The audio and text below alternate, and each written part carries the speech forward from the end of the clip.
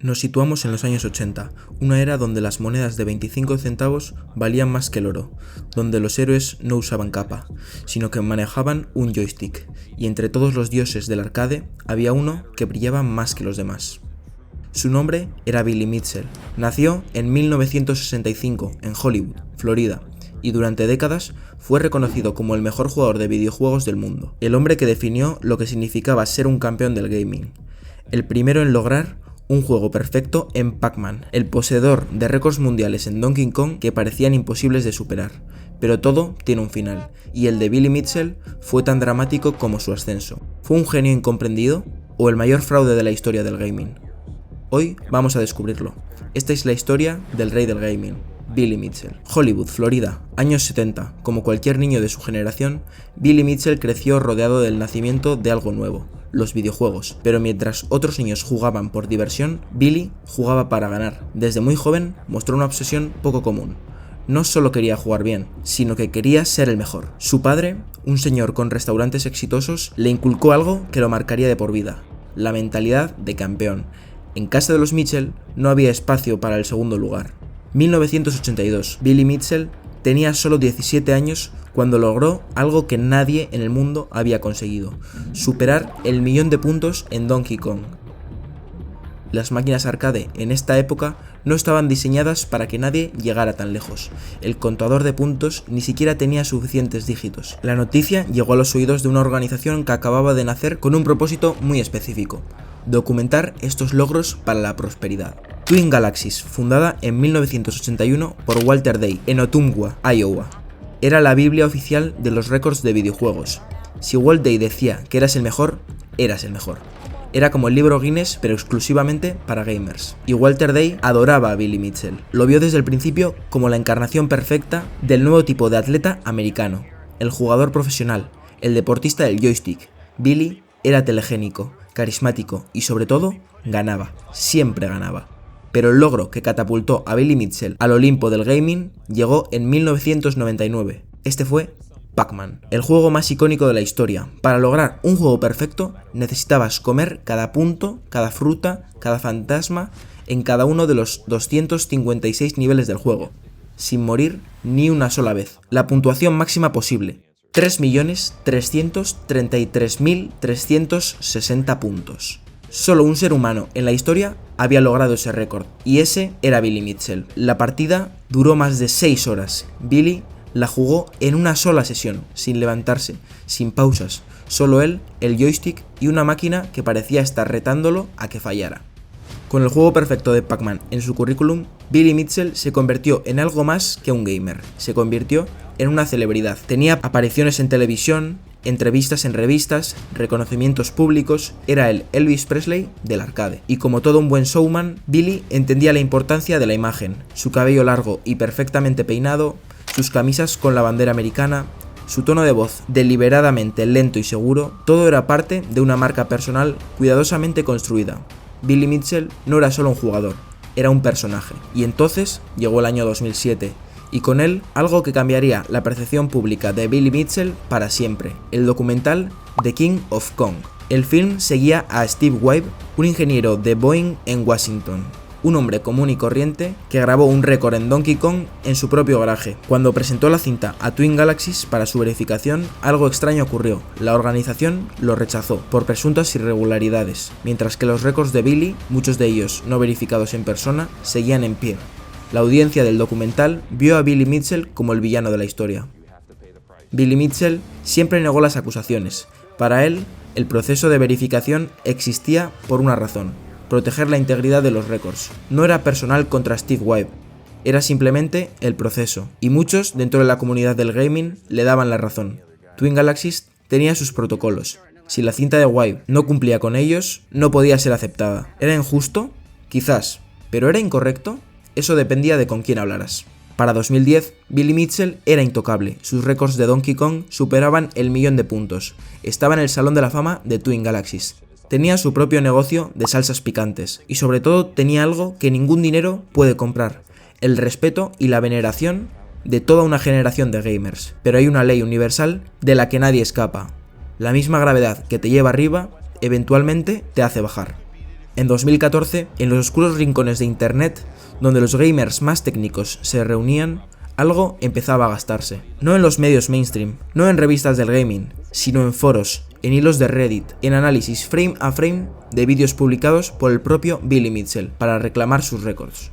Había algo que no encajaba, y unos pocos frikis con demasiado tiempo libre y conocimiento profundo en los sistemas MAME, el emulador más popular para recrear máquinas arcade, empezaban a notarlo. Donkey Kong original funcionaba con una arquitectura específica de hardware. Cuando pasas de una pantalla a otra, lo que se llama board transition, el juego lo hace de una manera muy particular. Las pantallas aparecen en columnas verticales, de lado a lado. Este es el comportamiento del hardware original, siempre, sin excepciones, pero en MAME, el emulador, la transición es diferente. Las pantallas aparecen de manera horizontal, en filas. Es un detalle minúsculo. 1 milisegundo de diferencia, imperceptible para un jugador casual, pero absolutamente condenatorio para un análisis forense. Y los vídeos de récords de Billy Mitchell, en efecto, mostraban board transition de MAME. El hombre que lo hizo oficial fue Jeremy Omnigamer Young, un experto en el hardware de arcade con credenciales impecables dentro de la comunidad. En 2018 publicó un análisis técnico exhaustivo que demostraba con evidencia que las partidas de récord de Billy Mitchell no podrían haber sido jugadas en un hardware original. El análisis examinó el uso de memoria, los patrones de renderizado gráfico, el comportamiento del chip de audio y, por supuesto, esas famosas transiciones de pantalla. La conclusión era clara. Billy Mitchell había jugado en MAME, y MAME no es una máquina arcade. MAME es un programa de computadora. ¿Por qué es tan grave usar MAME? Porque MAME puede ser modificado. Un programador habilidoso puede alterar el código para que el juego sea más fácil, para guardar estados y cargarlos, para ralentizar el tiempo. No hay manera de verificar que un archivo de emulación sea completamente legítimo sin acceso al código fuente de la versión exacta usada. El hardware original no puede ser modificado de esta manera. Es físico, sus limitaciones son absolutas. Lo que ves en una máquina de arcade original es lo que es, sin trampa posible. Para los puristas del gaming, usar MAME para reclamar un récord de hardware original no es solo ser deshonesto, es una traición fundamental a todo lo que representa la competición. 12 de abril de 2018, Twin Galaxies publicó su decisión oficial. Todos los puntajes de Billy Mitchell en su base de datos quedaban eliminados, borrados, como si nunca hubieran existido. La organización concluyó que las grabaciones de vídeo presentadas por Billy Mitchell no fueron logradas en un hardware de arcade de Donkey Kong original. 2 semanas después, Guinness World Records siguió el mismo camino. Eliminó todos los récords de Billy Mitchell en sus libros. 36 años de logros esfumados en 2 semanas. Lejos de desaparecer o pedir disculpas, Billy Mitchell hizo lo que siempre había hecho. Apareció en público con su cabello impecable, sus camisetas de banderas americanas y una expresión de total tranquilidad. Su declaración fue memorable por su calculada calma. Prometió que presentaría evidencias que demostrarían que sus récords eran legítimos, que la verdad saldría a la luz y que quienes lo habían acusado tendrían que ser responsables por sus actos. El impacto en la comunidad fue sísmico.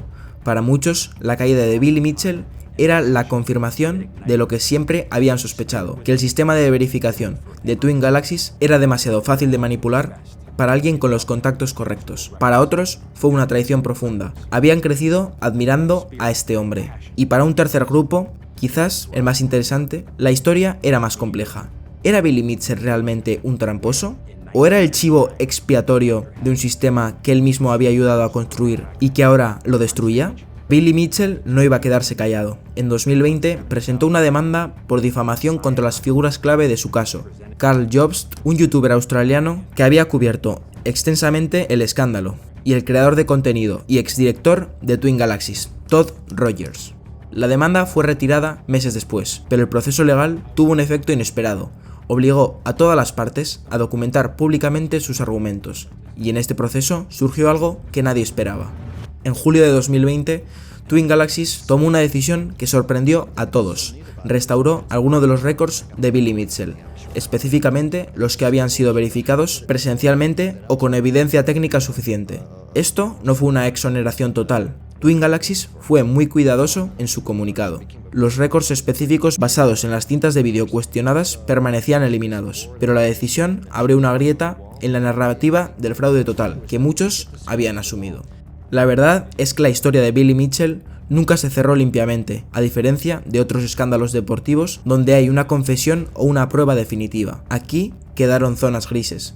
La comunidad técnica del gaming sigue convencida de que al menos algunas de sus partidas fueron fraudulentas. Los defensores de Billy siguen argumentando que fue víctima de una campaña coordinada, y Billy Mitchell sigue apareciendo en eventos, firmando autógrafos y hablando como si nunca hubiera pasado nada. La historia de Billy Mitchell nos habla de algo más profundo que un récord de videojuegos.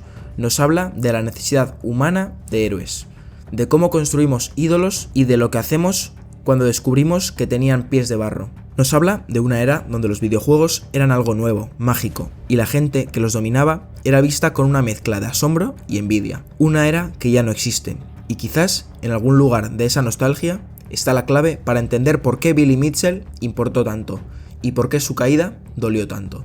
Hoy Billy Mitchell sigue en Hollywood, sigue gestionando su negocio de salsas picantes, que irónicamente ha prosperado en parte por su notoriedad. Sigue apareciendo en convenciones retro del gaming, donde la gente hace fila para tomarse fotos con él. Sigue siendo, para una parte de la comunidad, el rey del gaming, su legítimo monarca, nunca destronado en sus corazones.